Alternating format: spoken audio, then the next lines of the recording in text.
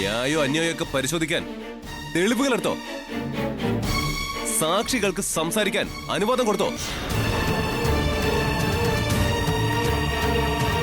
നാട് കടത്തി പോലും വധശിക്ഷ കൊടുക്കാത്തത് വലിയ ഔദാര്യാണത്രേ. അഖിലേ, അമ്മയോട് നീ ഈ രീതിയിലൊന്നും സംസാരിക്കരുത്. അമ്മയോ? ഏതമ്മ? ഇത് അമ്മയൊന്നുമല്ല, ഏകാധിപതിയാ.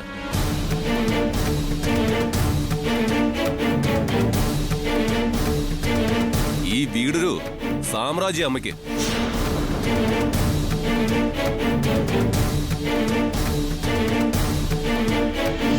നമ്മളൊക്കെ പ്രജകള്. പ്രജകള് പോലുമല്ല, അടിമകള്.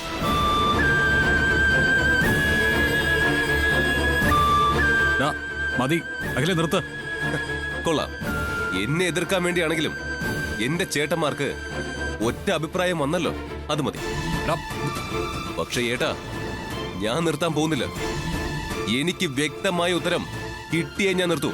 അഖിൽ, ഒന്ന് ഞാൻ പറഞ്ഞോട്ടെ. അമ്മേ, മതി അമ്മേ, നമുക്കിതൊക്കെ ഇവിടെ വെച്ച് അവസാനിപ്പിക്കാം.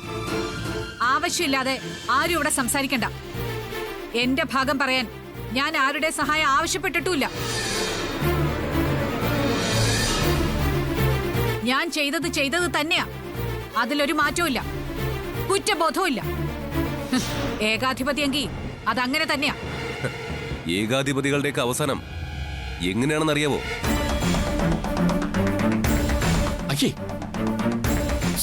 എന്റെ അമ്മേ, പറഞ്ഞു ഇവൻ ഏതറ്റം വരെയാ പറയുന്നേ. കൊന്നു കളയുന്നൊക്കെയല്ലേ വളച്ചു കെട്ടി ഇവൻ സൂചിപ്പിക്കുന്നേ.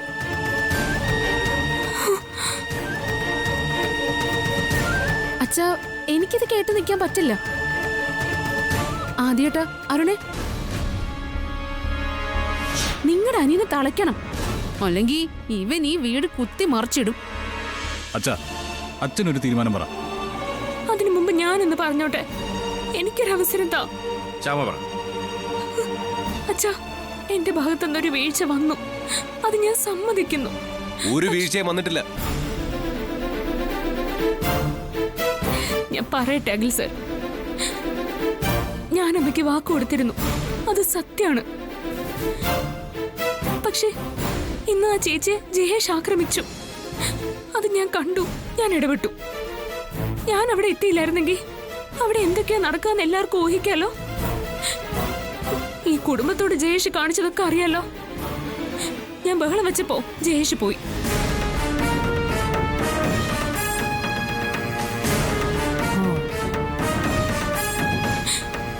ഞാനും കൂടി വീട് വരെ ചെല്ലുമെന്ന് ആ ചേച്ചി ചോദിച്ചു.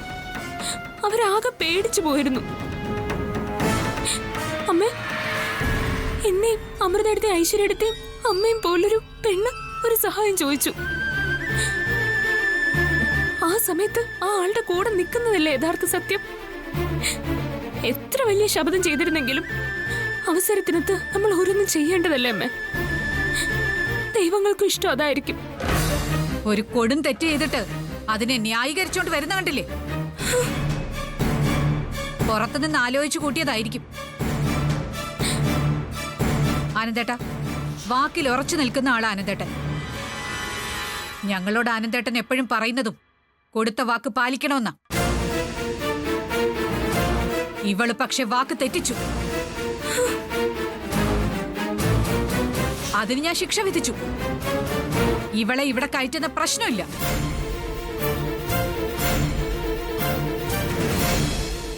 എന്നാ ഞാൻ എന്റെ സ്റ്റാൻഡ് പറയാം. ഞാൻ താലി കെട്ടി കൊണ്ടുവന്ന പെണ്ണ ശ്യാമ. അവളുടെ കണ്ണീര് തുടയ്ക്കാനാവുന്നില്ലെങ്കിൽ ഞാൻ എന്തിനാ ഭർത്താവെന്നും പറഞ്ഞ് നടക്കുന്നേ? ഏതായാലും ഇതിപ്പോ എതിർവശത്ത് സ്വന്തം അമ്മയായിപ്പോയി. അതുകൊണ്ട് കുറച്ചങ്ങ് ക്ഷമിക്കാം. ചെയ്ത തെറ്റിന് ശ്യാമയോടമ്മ മാപ്പ് പറയണം.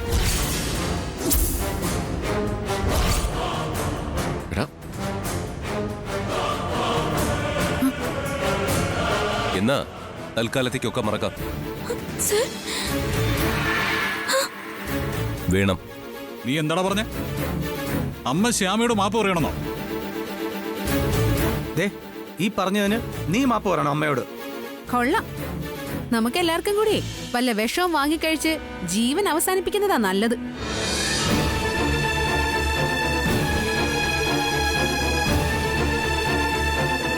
നിങ്ങളുടെ അമ്മ ഇവളോട് മാപ്പ് പറയണോന്ന്. ഇവൾ ഇവനെ പുറത്തുനിന്ന് കാര്യങ്ങൾ പഠിപ്പിച്ചാ കൊണ്ടുവന്നിരിക്കുന്നെ.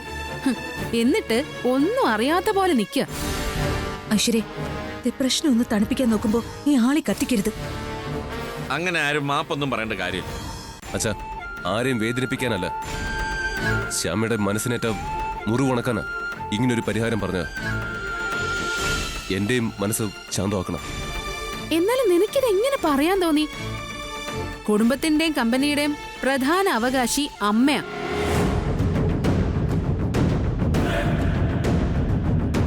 ആ കമ്പനിയുടെ ശമ്പളാ നീ വാങ്ങുന്നേ.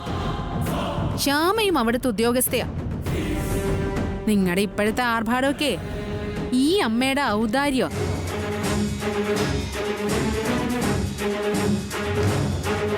ഇതെല്ലാം കൂടെ അനുഭവിച്ച് സുഖിച്ചിട്ട് ആ അമ്മയെ കൊണ്ട് ഭാര്യയോട് മാപ്പ് പറയിക്കണം അല്ലേ? ഉദ്യോഗം സ്വത്തൊക്കെ തിരിച്ചു കൊടുത്തിട്ടാണെങ്കിലേ പറയുന്നതിനൊരർത്ഥമുണ്ട്. ഐശ്വര്യ പറഞ്ഞതൊക്കെ കേട്ടല്ലോ.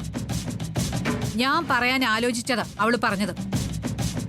ഭാര്യയുടെ അഭിമാനത്തിന് വേണ്ടി സ്വന്തം അമ്മയെ കൊണ്ട് മാപ്പ് പറയിക്കാൻ ഒരുങ്ങിയ ആദർശ ഭർത്താവല്ലേ?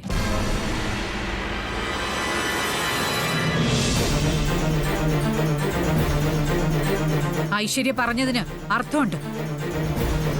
അനുഭവിക്കുന്ന സുഖ സൗകര്യങ്ങളാണോ അതോ ഭാര്യയുടെ അഭിമാനമാണോ വലുത്? എനിക്ക് എന്റെ ഭാര്യയുടെ അഭിമാനം.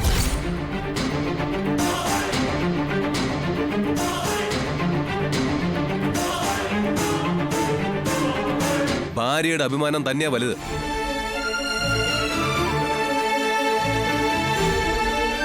എന്നെ സംബന്ധിച്ച് ശ്യാമയുടെ കണ്ണീരിനും വലുതല്ല ഈ പറയുന്ന ജോലിയും സ്വത്തുക്കളും കാറും മാളികയും ഒന്നും.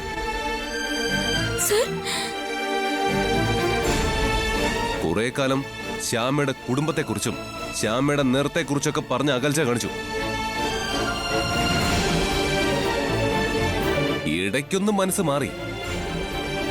പക്ഷെ അടിസ്ഥാന രീതികൾക്ക് ഒരു വ്യത്യാസവും വന്നിട്ടില്ലെന്ന് ഇപ്പൊ മനസ്സിലായി. പക വന്ന എന്തും ചെയ്യും. ഇങ്ങനെയുള്ള ആളിന്റെ വക ഉദ്യോഗവും ശമ്പളമൊന്നും വലിയ കാര്യമല്ല. എങ്കി അഖി, നീ അതൊക്കെ അങ്ങ് എഴുതി കൊടുക്ക്. ഈ അമ്മയുടെ ഉടമസ്ഥതയിലുള്ള കാര്യങ്ങളൊന്നും വേണ്ടാന്ന് പറ. ഐശ്വര്യ, പറഞ്ഞു പറഞ്ഞ് നീ കാര്യങ്ങൾ മറ്റൊരവസ്ഥയിലേക്ക് എത്തിക്കരുത്. ഐശ്വര്യ പറയുന്നതാണ് വ്യക്തമായിട്ടുള്ള കാര്യങ്ങൾ. ആനന്ദേട്ടാ പറ. ആദ്യം നമ്മുടെ കമ്പനിയിലെ ജോലിയും ബാക്കി സകലമാന സുഖ സൗകര്യങ്ങളും ഉപേക്ഷിക്കാൻ, എന്നിട്ട് ഭാര്യയുടെ അഭിമാനത്തെക്കുറിച്ച് പറയാൻ. എന്നെ ഒരു വെട്ടിവേഷം കെട്ടിച്ച് ഇവിടെ നിർത്തിയിട്ട് നിങ്ങൾ നിങ്ങളുടെ രീതിയിൽ കാര്യങ്ങൾ കൊണ്ടുപോകണല്ലേ? എന്നാ ആ രീതി പോട്ടെ. സർ, സർ അച്ഛൻ വിഷമിച്ച് നിൽക്കുക. നമുക്കിതൊക്കെ നിർത്താം. അമ്മ അഖിൽ സാർ പറഞ്ഞത് ദയവായിട്ട് മറക്കണം. നീ ആരാടി ഇതൊക്കെ പറയാൻ? സംസാരിക്കുന്നത് ഞാനും എന്റെ മോനും കൂടിയാ. ഇതിനിടയ്ക്ക് നീ ഉപദേശിക്കണ്ട. പിന്നെ ആനന്ദേട്ടൻ എന്റെ ഭർത്താവാ, എന്നെ മനസ്സിലാക്കുന്ന ആള്. ആനന്ദേട്ടന്റെ വിഷമം ഞാൻ മാറ്റിക്കോളാം.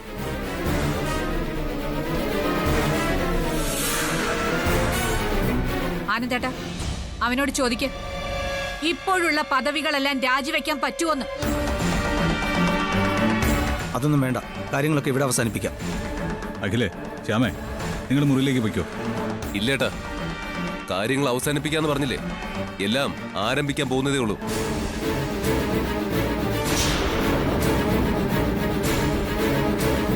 ഞാൻ ഈ കമ്പനിയിലെ ജോലിയും മറ്റ് ആനുകൂല്യങ്ങളൊക്കെ രാജിവെക്കാൻ പോവാ. സർ,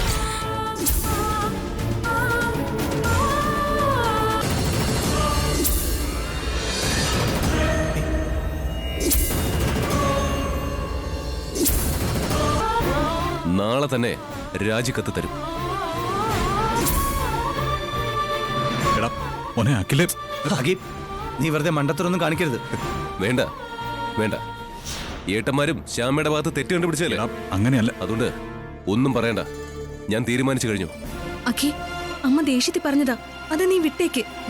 വിടുന്നതും വിടാത്തതും അവന്റെ ഇഷ്ടം. അഖി എന്റെ മോന. അവൻ നമ്മുടെ കുടുംബത്തിലെ ഏറ്റവും വിവേകമുള്ള ആളാ.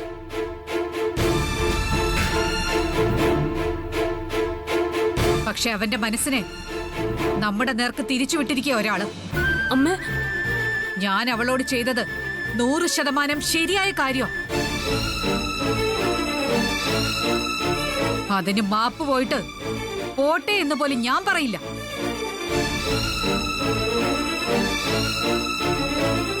മാത്രല്ല, ഞാൻ ഇനി അങ്ങോട്ടുള്ള കാര്യങ്ങൾ തീരുമാനിച്ചിട്ടുണ്ട്. അമ്മ, അമ്മ അങ്ങനെയൊന്നും പറയല്ലേ. തെറ്റ് എന്റെ ഭാഗത്താ. ഞാൻ മാപ്പ് പറയുന്നു. നമുക്ക് കഴിഞ്ഞതെല്ലാം മറക്കാം.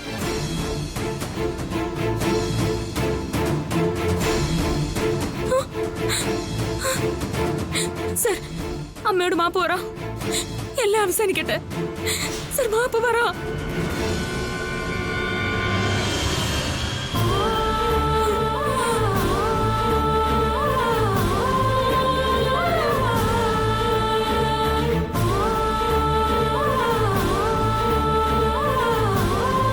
അമ്മയുടെ ദുരഭിമാനത്തിന് വേണ്ടി ഞാൻ താഴ്ന്നു തരുമെന്ന് കരുതണ്ട. കമ്പനിയിലെ ജോലിയും മറ്റവകാശങ്ങളൊക്കെ ഒഴിയുന്നതായി ഞാൻ എഴുതി തന്നിട്ട് ഇനി സംസാരിക്കാം.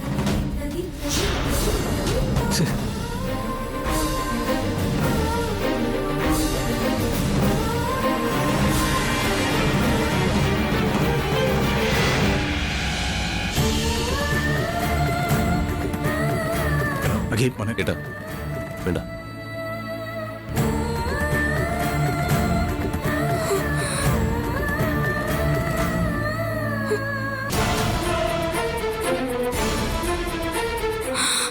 ശ്യാമേ, ഞാനൊരു കാര്യം പറയട്ടെ, എല്ലാം നന്നായി. എല്ലാത്തിനും കാരണക്കാരി നീയാ. അനുഭവിക്കും നീ, ഓർമ്മിച്ചോ.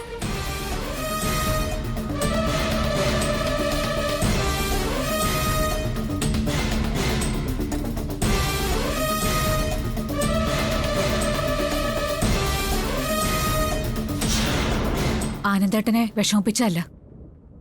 എന്നോട് ക്ഷമിക്കണം.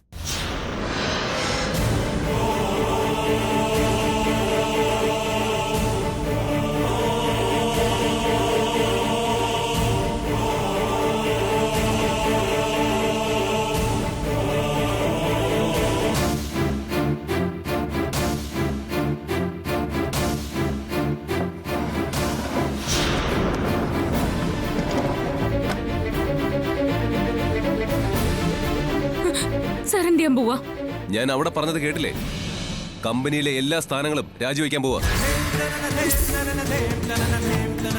അത് മാത്രമല്ല, കുടുംബത്തിലെ എല്ലാ അവകാശങ്ങളും വിട്ടുകൊടുക്കാൻ പോവാ. ഒന്നും വേണ്ട. ഞാൻ മാത്രമല്ല, താനും രാജിവെക്കണം. സർ, ജോലി രാജിവെച്ച പിന്നെ നമ്മളെങ്ങനെ ജീവിക്കും? എന്താ, തനിക്ക് പേടിയാണോ? സാർ എന്ത് പറഞ്ഞാലും ആ നിമിഷം അനുസരിക്കാൻ തയ്യാറായി നിൽക്കുന്ന ആളാ ഞാൻ. ഞാൻ ചോദിക്കുന്നത്, നമ്മൾ ഈ ജോലിയിൽ നിന്നുള്ള വരുമാനം കൊണ്ടല്ലേ ജീവിക്കുന്നത്? ഈ ജോലി അല്ലായിരുന്നെങ്കിൽ നമ്മൾ ജീവിക്കില്ലേ? ഞാൻ എല്ലാം രാജിവെക്കാന്ന് പറഞ്ഞപ്പോ അമ്മ പറഞ്ഞത് രാജിവെക്കാനല്ലേ? ഒക്കെ നീയും കേട്ടതല്ലേ? അഭിമാനം എന്ന് പറയുന്നത് വില കൊടുത്ത് വാങ്ങാൻ പറ്റില്ല ശ്യാമ. എന്റെ അഭിമാനം രക്ഷിക്കാനല്ല, നിന്റെ അഭിമാനത്തിന് കൂടി വേണ്ടിയാ ഞാൻ ഈ തീരുമാനം എടുക്കുന്ന. അറിയാം സർ. പക്ഷെ ഞാനൊരു കാര്യം പറയട്ടെ. എന്താ? സർ, ഇപ്പോ സർ വല്ലാത്തൊരു ദേഷ്യത്തിൽ നിൽക്കുന്നതുകൊണ്ട് ഇങ്ങനൊരു തീരുമാനം എടുത്തിരിക്കുന്നത്. നമുക്ക് 2 ദിവസം ഒരു അവധി എടുക്കാം. എന്നിട്ട് 3-ാമത്തെ ദിവസവും ഇതേ മാനസികാവസ്ഥയിലാണെങ്കിൽ നമുക്ക് രാജിവെക്കാം. 2 ദിവസം പോയിട്ട് 2 നിമിഷം പോലും ക്ഷമിക്കാൻ എനിക്ക് പറ്റില്ല ശ്യാമ. അവിടെ ഞാൻ കേട്ട ഓരോ വാക്കും മരിക്കുന്നത് വരെ എന്റെ ചെവിയിൽ മുഴങ്ങിക്കൊണ്ടേയിരിക്കും. ഇനി സുഖമായിട്ടൊന്ന് ഉറങ്ങണമെങ്കിൽ ഈ തീരുമാനം നടപ്പിലാക്കിയേ പറ്റൂ. രാജിവെക്കുക, അവകാശങ്ങൾ ഒഴിയുക. സാർ, ഞാൻ സാറിന്റെ കൂടെയുണ്ട്. ഞാൻ രാജിവെക്കുക. അപ്പോൾ നാളെ രാവിലെ കമ്പനി ചെയർമാൻ ശ്രീ ആനന്ദ് വർമ്മയെ നമ്മൾ രാജിക്കത്ത് ഏൽപ്പിക്കും.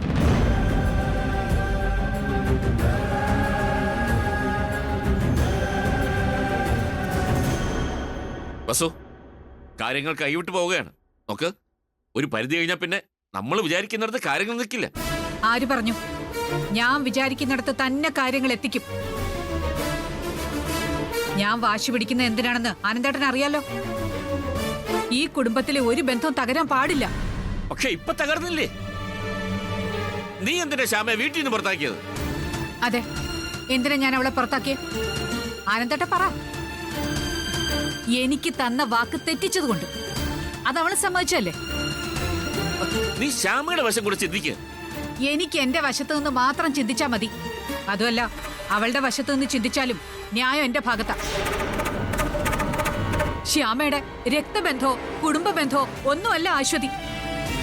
എന്നിട്ടും അവളെ സഹായിക്കാൻ ഇവള് പോകണമെന്നുണ്ടെങ്കിൽ നമ്മുടെ കുടുംബം തകർക്കുവാൻ ഉദ്ദേശിച്ചിട്ട് തന്നെയാ.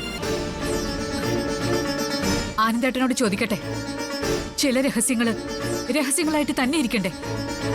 ആനന്ദേട്ടൻ പറ. ഒന്നിന്റെ ആവശ്യമില്ലായിരുന്നു. പഴയതൊന്നും മനസ്സിൽ വെച്ച് ഇനി ആരും ആരെയും കുറ്റം പറയണ്ട. എന്റെ കുറ്റം കൊണ്ടാണെങ്കിൽ അങ്ങനെ സംഭവിക്കാനുള്ളത് സംഭവിച്ചു. നമുക്ക് ഇപ്പോഴത്തെ കാര്യങ്ങൾ ചിന്തിച്ചാ മതി. അഖില് കമ്പനിയിലെ സ്ഥാനങ്ങളൊന്നും വേണ്ടെന്ന് പറഞ്ഞിട്ടാ കയറി പോയത്. നീ ആ രീതിയിലൊന്നും സംസാരിക്കരുതായിരുന്നു. അത് ഞാൻ മനഃപൂർവ്വമായിട്ട് തന്നെ പറഞ്ഞതാ. മുകളിൽ ചെന്നിരുന്നിട്ട് അവരിപ്പോ ആലോചിക്കായിരിക്കും, രാജിവെച്ച എങ്ങോട്ട് പോവും, എന്ത് ചെയ്യുമെന്നൊക്കെ ചിന്തിക്കാവും. അവൾക്കും അറിയാം എടുത്തു ചാടി എന്തെങ്കിലും ചെയ്താ വഴിയാധാരമാകുമെന്ന്. അവള് ബുദ്ധി ഉപദേശിക്കും. അവൻ രാവിലെ വന്ന് സോറിയും പറയും. പക്ഷെ ആനന്ദേട്ടൻ ഒരു കാര്യം, അവളുമായിട്ട് ഞാൻ ഇനി ഒരുമിച്ച് പോകുമെന്ന് ആനന്ദേട്ടൻ കരുതണ്ട. അങ്ങനെ ഒരു ഒത്തുപോകൽ ഈ ജന്മത്തിനി ഉണ്ടാവില്ല. വസുന്ധരയുടെ ഭാഗത്തു നിന്ന് എന്തായാലും ഇല്ല.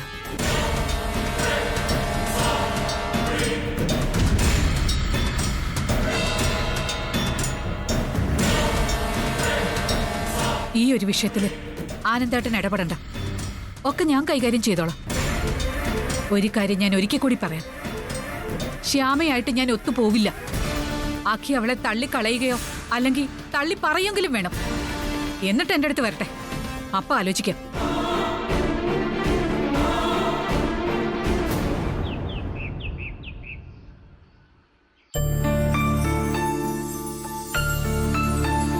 അച്ഛാ,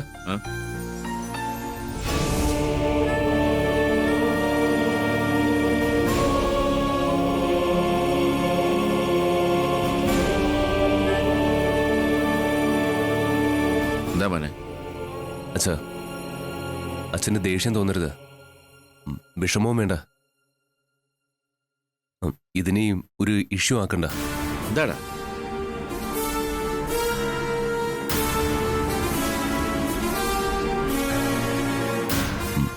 എന്തായത്?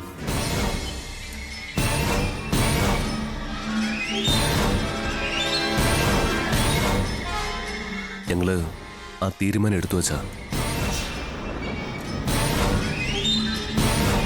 കമ്പനിയിലെ ജോലിയും മറ്റവകാശങ്ങളൊക്കെ ഞങ്ങള് ഒഴിയാണ്. രാജിക്കത്തായത്.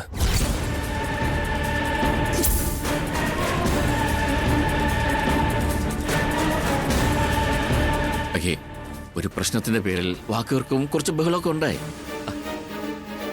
അതവിടെ അങ്ങ് തീർന്നു. ഇതിന് അഭിമാന പ്രശ്നമായിട്ടൊന്നും മാറ്റണ്ട. അമ്മയല്ലേ പറഞ്ഞത്, അതങ്ങ് മറന്നേക്ക്. ആനന്ദേട്ടൻ പറയുന്നത് കേട്ടാലേ ഞാൻ പറഞ്ഞത് തെറ്റാണെന്നും പക്ഷേ അങ്ങ് ക്ഷമിച്ചു കൊടുക്കണമെന്നും ഒരർത്ഥം തോന്നുമല്ലോ. സാർ, അച്ഛാ, അമ്മ, നമുക്കിനി ഇതിലൊരു തർക്കം വേണ്ട.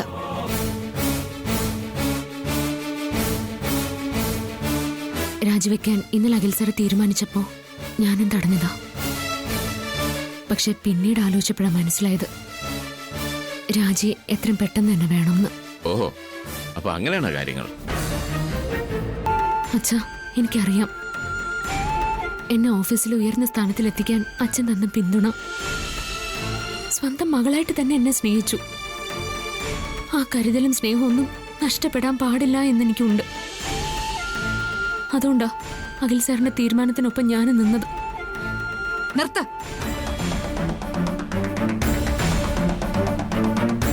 ഇന്നലെ ഇവൻ വെല്ലുവിളിച്ചെങ്കിലും തീരുമാനം എടുപ്പിച്ചത് നീയാ. എനിക്കറിയാതെ. ശത്രുവിന്റെ കൂടെ ചേർന്നുകൊണ്ട് ഈ വീടിനെ പൊളിച്ചെടുക്കാൻ നോക്കില്ലേ നീ? പക്ഷെ വസുന്ധര ജീവിച്ചിരിക്കുന്നിടത്തോളം കാലം ഒന്നും നടക്കാൻ പോകുന്നില്ല. അമ്മേ, എന്നോടുള്ള ദേഷ്യം കാരണം ഓരോന്ന് സങ്കല്പിച്ചു കൂട്ടി പറയേ അമ്മ. ഞാനങ്ങനെ സങ്കല്പലോകത്ത് ജീവിക്കുന്ന ആളൊന്നുമല്ല. ആനന്ദേട്ടാ, അവളുടെ രാജി സ്വീകരിച്ചേക്ക്. അഖിയുടെ തിരിച്ചു കൊടുക്കാം.